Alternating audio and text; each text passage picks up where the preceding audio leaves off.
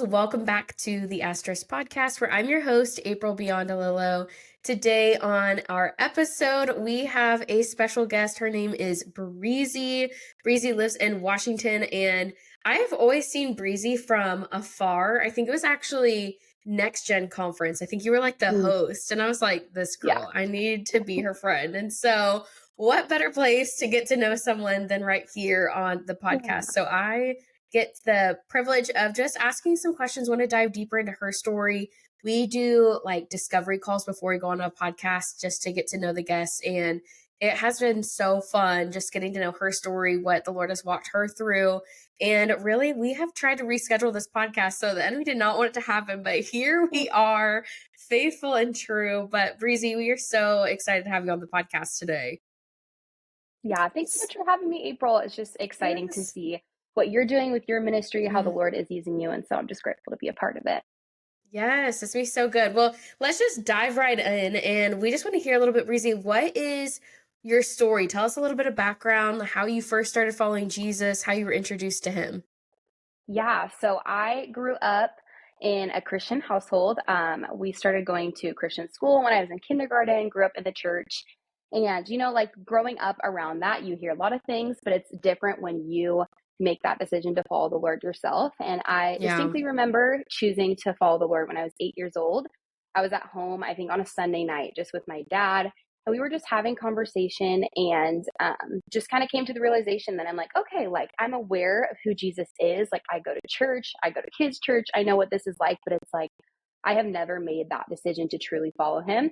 And so my Mm, dad led me to the Lord that day when I was 8 years old. And something that's like really special and interesting to me is I think growing up in the church and now like being a pastor and like being around it, I think a lot of people share that they accepted Jesus at a young age, but it didn't really become real until later yeah. in maybe high school or college.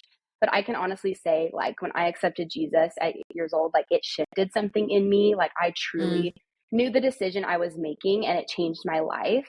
And it yeah. just really fostered this desire to serve the Lord in me, even as like a young kid, even going into middle school, just like desiring to serve the Lord, to do what he was asking of me. And so from that age, it's just been really real for me that like I love the Lord, I want to follow him. And obviously I've lived a lot of life since then and there's been a lot of ups and downs, but that moment was really real for me at 8 years old to Yeah. follow the Lord, and just feeling that transformation, that change in my heart even at that young age was so special.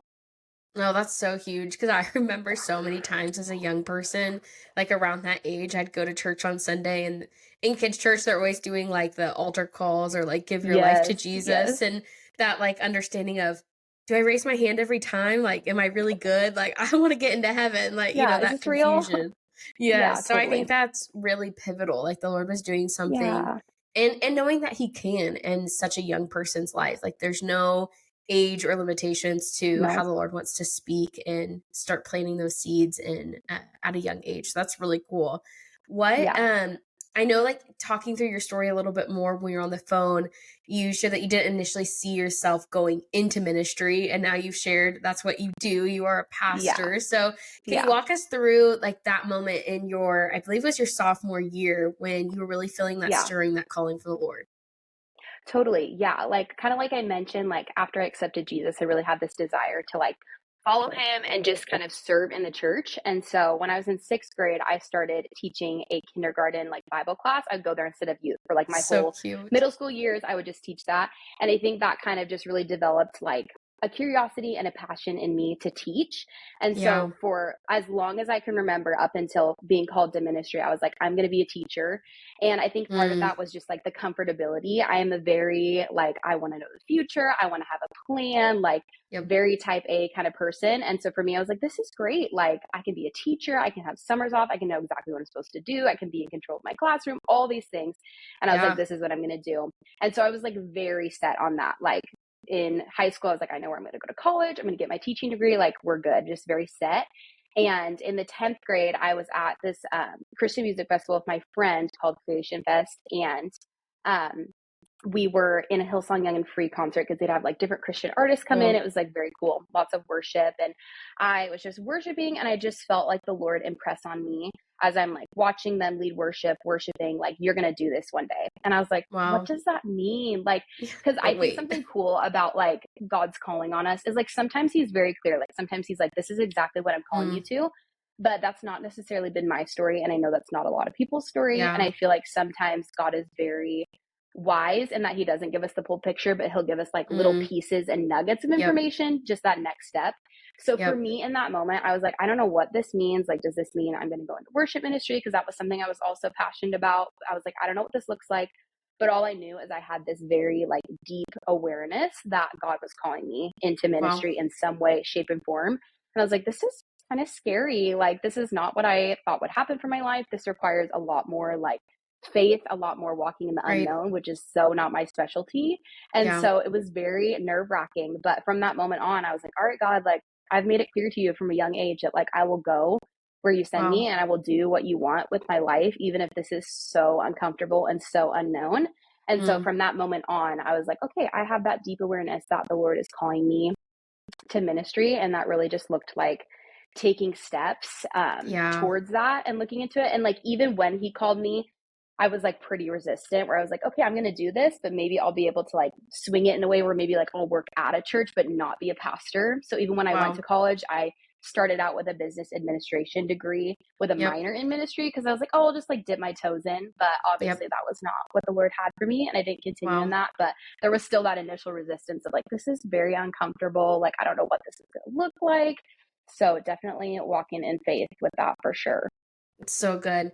Do you think that ministry, like, what about it made you feel uncomfortable or unsafe? Like the unpredictability? Like, do you think it was just because there wasn't the set plan for it? Or do you think there was more intimidation and just like the way you saw yourself being capable to do something like that? Yeah. I think it was a combination of multiple Um, things. Like, I think it was just a big deal for me to go from like the idea of being in a career path that's very like stable and structured to one where mm, it's like, okay, like I've got to wait on the Lord for him to give me vision and yeah. direction. Like, I have to really rely on him and not rely on myself, which is easier said than done. And I think also just that idea of like, how am I like qualified to be a pastor? Like, I'm like, sometimes like at that age, I was like, sometimes I struggle to even like lead myself or figure out what I'm doing with my life. Like, God, how do you expect me to spiritually Yeah. lead and disciple people that are younger than me? And so I think there was just that insecurity piece, but also just the recognition that it's like, this is a very unknown field. And sometimes I just don't feel adequate or Yeah. equipped to do what God's asking me to do. And so I was like, to do this Right. for a career, like, that's crazy. Yeah. It's so real too. And I love that you Yeah. gave that illustration of just it's one step at a time, and we Yeah. so badly want to know exactly how this is going to work. Like, if I take this step, where is it Yes. going to lead? Like, and that's just Hmm. not walking in faith, what he's called us to do and allowing Yeah. us to be met by him every time. Talk to us a little bit about just those insecurities or maybe just like the way others Yeah. perceived you that I know also played a factor in for you of like Yes. your relationship with God and now stepping into what Hmm. he's calling you to do. Totally. Yeah. I think a big thing that I really wrestled with a lot growing up, and especially when I felt like God was calling me into ministry, was just this idea of not feeling like I measured up, but also just like major fear of what people thought of me. I think that's something I Mm, wrestled with a lot. Was just the idea of like, I want to be good enough. I want people to see me as good enough. And I think something I struggled with about God growing up a lot was just the idea that his love for me was unconditional and my worth was found in simply the fact that like I'm his daughter and he created me. Because I think growing up being very like organized and being very driven, like I was very motivated by doing the right thing, very yep. motivated by doing well in school, doing well in Yep. sports, like just doing the right things. And I think with accepting the Lord at such a young age, it was like I had this very deep sense of right and wrong, and I wanted to please the Lord. And so a lot of times Mm, that would come out in just like this fear of doing the wrong thing, fear of like not measuring up, not pleasing my parents, pleasing God. And so yeah. I think I really wrestled through just that idea of being so afraid of messing up, so afraid of what people thought of me. And I think Mm. a lot of the love I experienced as a child and like in my early teen years felt really conditional. And a Wow. lot of that was not even things people placed on me. Like, for example, my Yeah. parents, I know they loved me unconditionally, Yeah. but for some reason in my mind, because they would constantly just like praise the things that I did of like doing well in school, they were so proud of me, doing well in all these things, like not being Yeah. a problem child, like all these things that were positive about me, like they would praise, to where my brain really was like, okay, like they're only gonna love you if you do X, Y, and Wow. Z, if you do this That's so perfectly. good. Like my brain really latched on to that Yeah. struggle and that idea that it's like, I have to do this to be loved. I have to measure up in Mm. this way to be worthy. And it did affect my relationship with God for a long time. It was like, I knew his love was unconditional for other people. Like I would never tell somebody like God's love is conditional and you're unworthy. Like those are things I would never say to other Yeah. people because I knew that that was not true. I knew God's love is not conditional, that our worth is not found in anything but him. But for me, it was like the complete opposite where I really struggled to accept Yep. and to believe that God's love for me was unconditional and that I Yeah. didn't have to earn anything. I didn't have to measure up. And deep down, obviously, I knew the truth, but it's like my brain was just constantly in this place of like, you have to do the right things. You have to be perfect. You have to measure up Yeah. on your own to earn God's love. And so that was something I really wrestled with a lot as a young person. And even like in the beginning of my calling to ministry and college, like just throughout my life, just really that deep down feeling that like God's love was not Yeah. unconditional for me the way it was for other Mm. people. So good. I think that's so relatable. I know for me, that was Yeah. like a big part of my own journey of just knowing, okay, God's perfect. So in my mind, it was like he only loves perfect people. And I Yeah. was very much wired similarly to you, where I like to achieve, I like to be seen Yeah. for the things that I do. And also grew up in a Christian home. Like parents absolutely loved me. But yeah, there is something that we latch on to that praise and we associate it with those moments of doing good. And so it does get Yeah.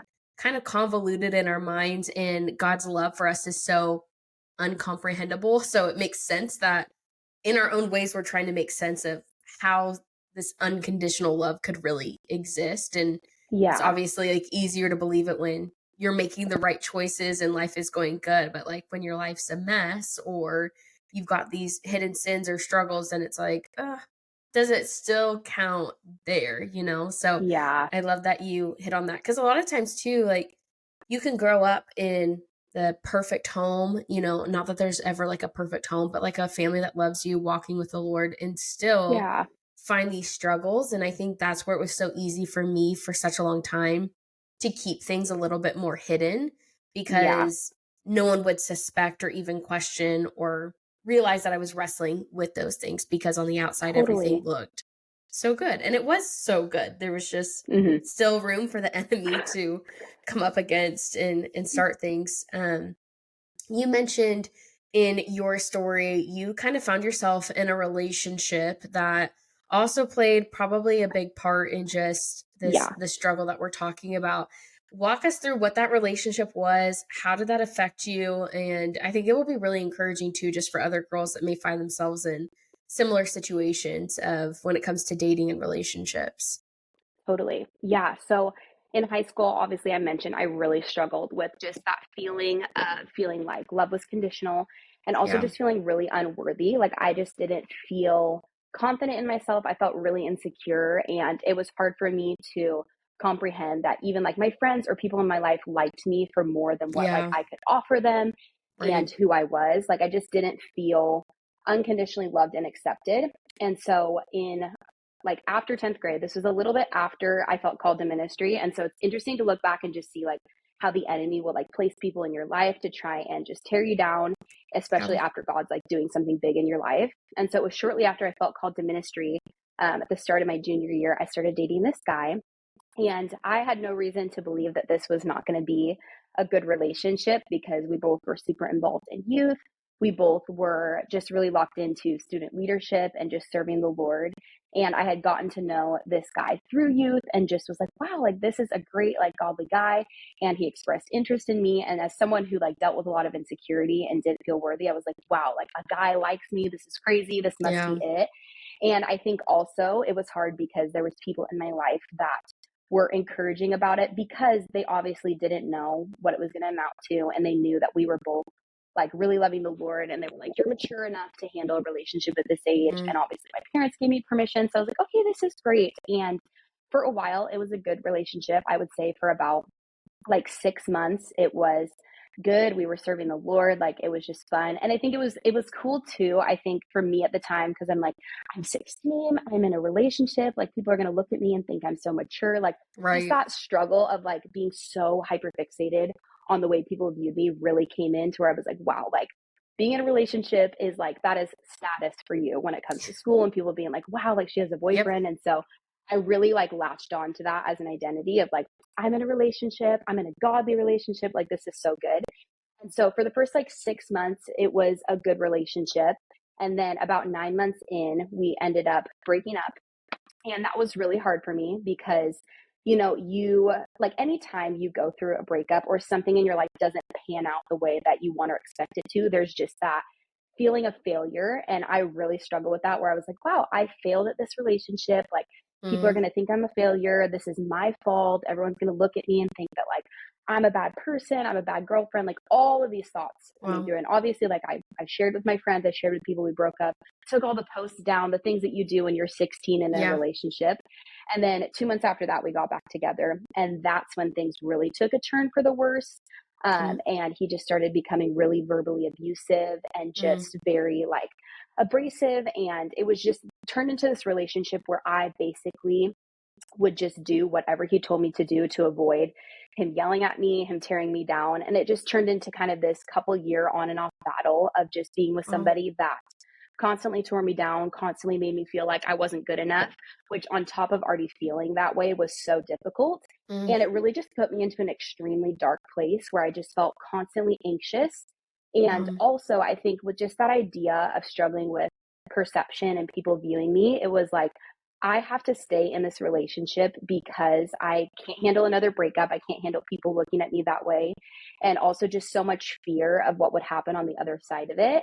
And I Yeah. was just very controlled by this guy because I came into this relationship with the idea that I wasn't good enough and that Mm-hmm. this was the only guy that would ever love me. And deep down, I really felt like this is the kind of love I deserve because I'm an Wow. imperfect person. And this is the only person that's ever liked me, that's pursued me. And so I just really Wow. wrestled with that a lot. And I just put up with just really bad, terrible behavior simply Yep. because I didn't respect myself. I didn't see Yeah. myself as worthy. And when I think about it, it was really interesting because it's like there was two options I was placed with. One was to stay in a relationship that was verbally abusive, that was abusive in more ways than one, and just was not healthy, that was basically tearing me down, tearing me Mm-hmm. apart as a person.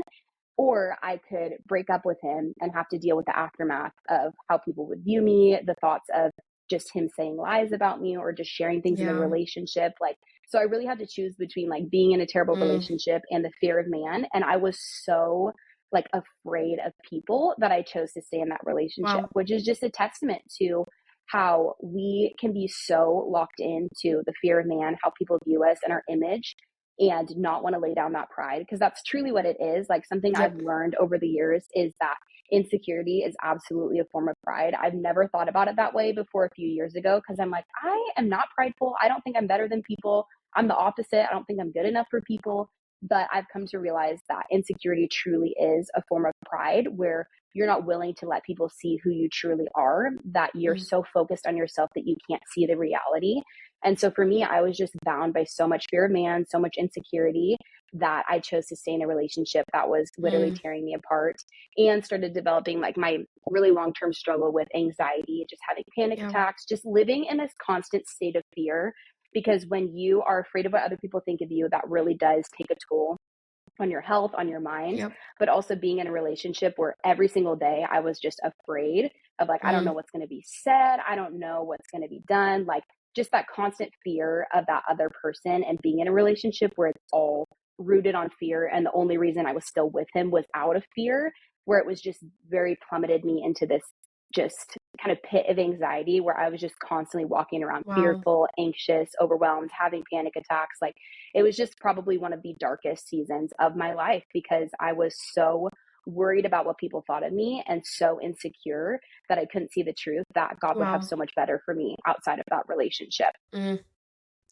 So powerful, just the Yeah. reality of, yeah, just the fear of man, and how when we're so concerned with what other people are going to think, Yeah. it really does keep us stuck. It keeps us in this Hmm. place of where the Lord has not called us to be, and a lot of times it's Yeah. scary to take that step out because it's like, well, people may not understand, or they're going to judge, or what are people going to say? But it's like the Lord calls us to move forward, not stay stuck. And that is Totally. a Yeah. real, I think, a real place that people find themselves. Breezy, how would you encourage someone maybe that is in that same spot as you, or walking through that, wanting to Hmm. leave but wrestling between the two of, man, what are people going to think? What are people going to say? How would you encourage them to walk through this spot in their life?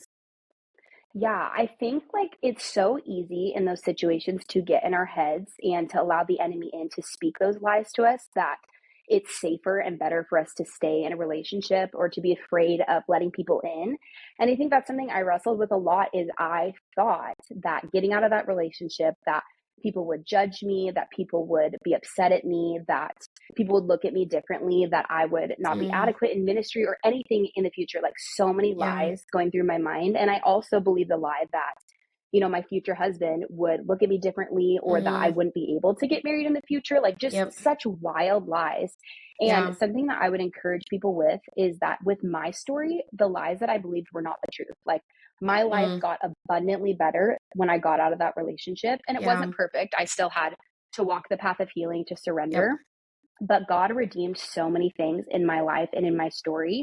And every single fear that I had going into that relationship and coming out of it was not fulfilled. Like the people in my life that I shared Mm, everything with, even the parts that I'm like, I'm not proud of this. I'm not yep. happy about this. Like this was hard. Like I was just met with the utmost like grace and kindness and So just good. joy that I was no longer in that situation. And Yeah. nobody judged me. Nobody looked at me differently. If they did, I don't know about it and I don't care. But it's just like there was just not that fear of Yeah. people judging or looking at me differently. And even with my husband now, like it just totally was a full circle moment when we started dating and we had that conversation of like, hey, like what were your past relationships like, like what things are you going to bring into this relationship, what things are we going to have to work through. And I remember that twinge of fear coming back up of like, oh my gosh, this is like a deep rooted fear I have had since I broke up with my ex-boyfriend, like so worried about it. And just Wow. seeing his reaction of like just the kindness, like no judgment, no nothing, like he was just the perfect picture Yeah. of just the unconditional love of God where it's like I don't see you for what you've done. I don't see you for what you've gone through. I see you for who God has called you to be and who you are in Him. And just Um, like that full picture moment of like, wow, like God can redeem anything.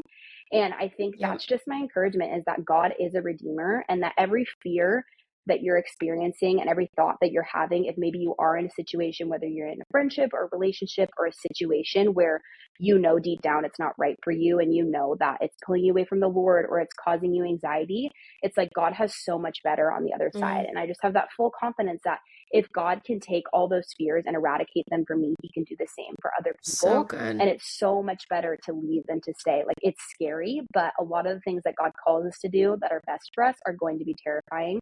But He's Yep. faithful that He's not just going to take you out of something and leave you. Like He has been with me so close since the moment I got out of Yep. that relationship, just leading and guiding me and just bringing the right people to speak life to me, even in that season. Yeah. And it's like, I know that He can do it for other people too. Mm, so good. I love that too, just like knowing that the Lord has been with you every step of the way. It's like when Yeah. Peter stepped out of the boat into that, like, scary next step, his stepping out of his uncomfortability to get towards Jesus. We Yeah. always ridicule him because he sank, but Jesus was right there to pick him right back up. And so Yeah. it's that reality of God's not looking for perfection in it. He's just saying, like, hey, just come to Mm-mm. me and trust me. And so I think that's such a good picture for people to be reminded of too, of like even your worst fears, like they didn't Yeah. come to fruition. It was actually the opposite. And wouldn't that be the enemy to convince you to stay, and that you're going to be isolated so that you'll never Yeah. overcome and be who you are? So when Yeah. you left that relationship, now you're what, going into your like junior, senior year, going off into college? Is that about the Yeah. time? I was going into finishing up my freshman year of college when we fully called things quits. Yeah. So what was it like going into college now? You're kind of like walking out some of these lies that you believed, you're Yeah. getting your community back, you're still pursuing the things Mhm. of like what God has for you. What was that like in between before you stepped into youth ministry? Yeah, I think it was very interesting because every year of college felt so different for me because I got my degree in 3 years. So my first year of college, it was like I was kind of towards the end of my relationship with my ex and just kind of starting to walk out what that breakup looked like. And then that next year of college, it was really like this wrestling point where I struggled a lot with feeling adequate enough to do ministry because of that relationship. Mm, I was like, can I still yeah. do this? Like, should I drop out of college? Should I go a different direction? Like, can God still use me? Even though like I've walked through a lot of difficult things, I've made mistakes. Like I stayed way longer in a relationship than I should have. Yeah. And just walking through just like that shame and guilt. And also like after that relationship really being at the height of just my struggle with anxiety where I was like, I'm so anxious on a daily basis. Like, how am I supposed to get up and preach? How am I supposed to get in front of people and Mm, like preach the gospel or disciple people when like I am so bound by anxiety in my life? wow. And so it was a really tough spot. Those first 2 years of college were really tough.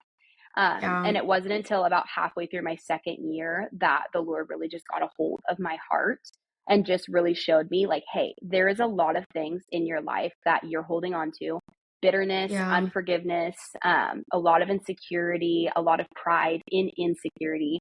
And I want you to lay those things down. And I feel like He really showed me that the root of my anxiety issue was those things. Because obviously, we Wow. know anxiety can be caused by a lot of different things. There's people Yeah. who experience it and have no idea why. And there's other people like me where I've experienced it at times in my life, but just the intensity of it definitely had to have a root because it came out of the Mm, blue, like kind of during and after this relationship. And yeah. anxiety itself, I've learned a lot, is just this idea that there's a perceived threat and there's something in your life that is attacking your peace at the time. And for some people, it's little things. For me, it was just this fear of man, was really just the root of my anxiety, and also just anger and bitterness towards my ex-boyfriend because I really just was angry for what he'd put me through. I was really frustrated. And while I blamed myself a lot for things in that relationship that weren't my fault, I also obviously blamed him and was just really angry where I was like, I feel like I ruined my life. I feel so anxious. I don't know what the future holds. Mm, I don't feel adequate. So I was really just like bound by this anxiety. And I feel like God revealed those things to me and was really calling me, like, I'm calling you to surrender these things. And yeah. so for a week, I just spent time going through things in my life, surrendering them to the Mm, Lord. And then I was prayed over by a group of people, just praying against this anxiety, just praying that it would leave. And I yeah. physically felt the Lord like lift this spirit of anxiety off of Wow. me. And it was probably one of the most powerful moments I've had with the Lord, Mm, just like seeing Him remove this. And it doesn't mean that things from then on were absolutely perfect, where it was like, I've right. never experienced anxiety, but the grip and the control that it had over me was gone at that point. Wow. And I remember that that was a huge turning point in my journey onto ministry and my last year of college, is just recognizing that, you know what, like God still wants to use me. God still has things Mm, in my life that He wants to use, and that I have not messed up the call of God in my life. I yeah. haven't ruined His plans for me. And it just made it a lot easier to recognize that it's like, Yep. okay, God does not choose to call me and use me because of me, because of the good things I do, because of my good qualities. It's because He chose me, because He desires to use me and work through me, even though there's things in my life that are maybe less Mm, desirable or things in my life I wish were different. And so God freeing me from that anxiety, I feel like really opened my eyes to see that it's like God cares about me so much that He wants to remove the things in my life that are holding me back from chasing after what He's called me to do. And I feel like it was really just a turning point for me where I was like, okay, like God, I see how much you care for me. I see how much you love me, even though I feel like I don't deserve it. And just being able wow. to run with just that freedom that last year of college. And it was shortly after that that I started interning at Cedar Park. And then shortly after that, I graduated college, started working there, and then took over the youth ministry with my husband a couple years ago. And so it's like you just see God's grace and His goodness in that Yep. I was really at a point where I was ready to just abandon it all. I was like, okay, maybe I'll finish college, maybe I won't, but like I can't do this. And God was Yeah. like, no, you can do this. And I'm going to free you from the very thing that's holding you back from chasing after that. And so you just really see God's goodness and His grace in those situations that sometimes are our own fault. Like I stayed in that relationship longer than I should, but that didn't disqualify me from God using me or his grace to set me Yeah. free from somewhat self-inflicted problems in my life, even though they weren't fully all me. It's like Yeah. some of my decisions were not the best decisions, but God still Right. chose in his grace to set me free from that and to use me. Mm, So you just see God's grace in every season of your life, even when you feel like you mess up or you feel like you're too yeah. far gone. It's like you're not too far gone for the Lord, and we can't mess up his plans, which I think is the most comforting thing to me, that it's like I Yep. cannot ruin God's plans for my life. Yep. I just have to sometimes pivot in those Yep. moments. No, I think that's so good. I love even just hearing that, like, stepping out of that relationship and going into the things of the Lord. Like, it wasn't just this immediate, like, everything felt better, everything made sense. No. Like, there was still this wrestle and this struggle. And I think Yeah. that would make leaving a lot easier if we could see those immediate results. But I think it's important for Totally. Yeah. girls listening just to know, like, a lot of the times it's just, I think I wrestled a lot with codependency in my life and I didn't realize Mm, that. And it goes back to yeah. that, like, fear of man, of like, I need people to like me, I need people to go with me constantly. But I think the Lord does this in everyone's life where there's almost like this season of hiddenness or being, just completely alone with him so that he can build Yeah. up and develop and give you your voice, on your own of what he wants to strengthen inside of you. So I think it's so sweet just to hear your own journey of, like, I had to wrestle through these things, but I had to do it kind of by myself and realize, Yeah. how do I unpack these lies? How do I speak God's truth over it? And so I would just even say to girls that are like in that place of like, man, this is still hard, and that fear of like, I think I just want to go back to what was kind of like the Israelites when Yeah. they're like trying Yeah. to get out of Egypt, go the next thing. It's like, well, maybe we actually liked Egypt. Maybe it wasn't as bad as I thought it was, and it's like, Yeah. no, like keep going, keep pressing forward because the Lord has more than we could ever think, dream, or imagine, which is so cool because now you're walking in it. Like the very thing that you wrestled with, had insecurities Yeah. about, could God use someone like me? Now you've been in youth ministry. Now you're married to this incredible Yeah. man. You guys are getting to do it together. Kind of just share like the fruit of that, of, now you're walking in a season that you thought maybe you would never have. And not to say it's perfect, but there's also just like this sweetness of the Lord of like, wow, here we are. What has it been like being in youth ministry with the experiences you have to where you're at today?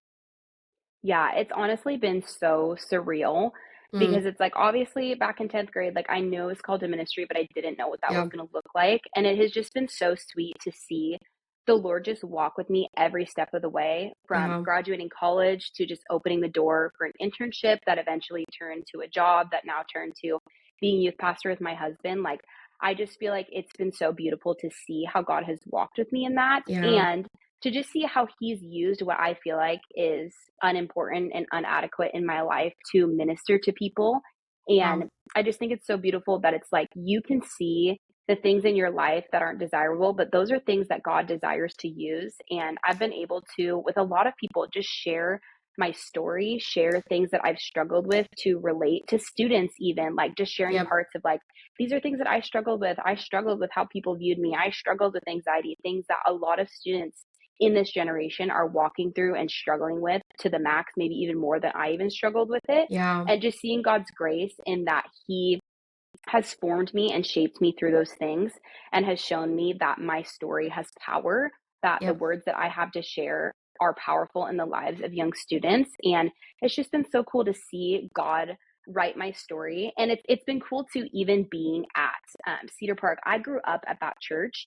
Now to be a Mm, youth pastor, like it's really interesting. For a while, it was hard for me, going into a position of leadership and leading the youth students, being like, everyone here yeah. knows me, has known me since I was a kid, knows a ton of things about me.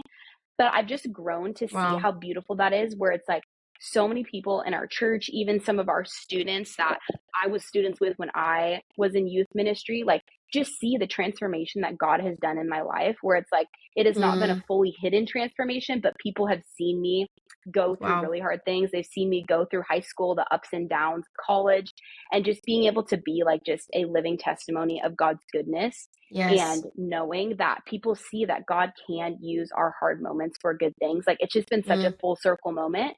And just the beautiful part too of like Obviously, I am not perfect. I still sometimes struggle with the way people view me, but I Yeah. think it's just been so cool that it's like I don't have that deep down fear of like, oh my gosh, everyone at this Yeah. church has seen everything in my life. They're judging me. Like, I never feel that. I feel Yeah. grateful that I'm surrounded by people who have seen God's redemption in my life in every season.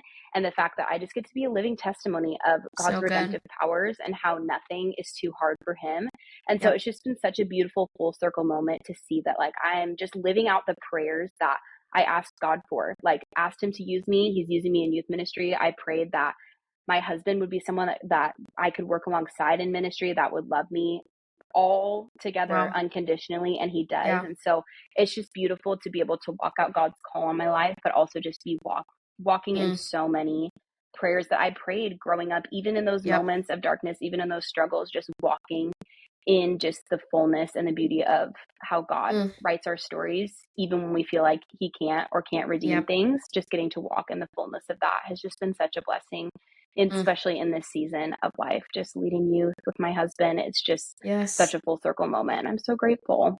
No, that's so good. And I hope that, I mean, I know that's an encouragement even for me of just thinking about just when you get to see it in other people's lives, just that faithfulness of where it seems like there's Yeah, no way and he makes a way every single time. And totally. life is, full of hardships, but there's also these like really sweet moments along the way that makes it all worth it. And God is kind, just to say like, hey, I told you this was going to happen and I'm faithful to do it. And here you are walking in it. And it also just allows all those hard moments of your life. Like now there's purpose to that. It's not just Yeah, empty or meaningless. It's now you get to pour into the lives of young students that, just like you said, parts of your story of like, man, I needed someone just to yeah, be real. And I think there's such a cool piece in the fact that you grew up there because there's no hiding. There's such a transparency, and I think yeah, sometimes as pastors or church leaders, it feels like there's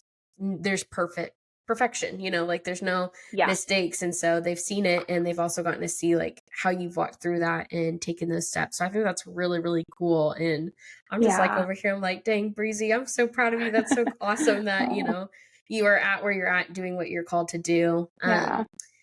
If anyone is listening to this episode and maybe they're walking through a dark season, doubting their worth or calling, what would you want them to hear from your story? Is kind of like your final note on the podcast. Yeah, I think similar to things I've already mentioned, but I think the Yeah. biggest thing that I just want people to take away from my story is that God is a redeemer, that He says in Yeah. His word that He can bring beauty from ashes. And just that reminder that no part of your story, no situation you find yourself in, no trauma, no hardship, nothing is too difficult for God to turn around because He is a redeemer. Like that, He Mm. is in the business of redeeming brokenness.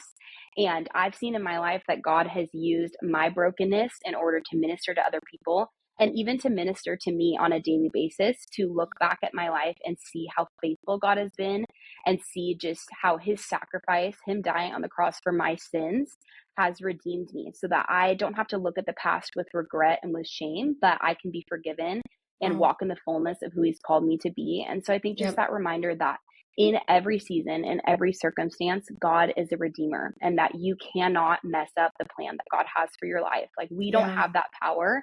I think sometimes we think that we have the power to mess up God's plan or to mess things up in our life, but truly we're not that powerful and God can Mm. always redeem it. So just knowing that God desires to redeem the things in our life, but we have to give those things to Him in order for Him to bring that redemption. Man, Breezy, you are incredible. I love that. God is a redeemer and he can use even the most broken pieces of our story. Just Yeah. that, yeah, beauty out of our ashes. So good.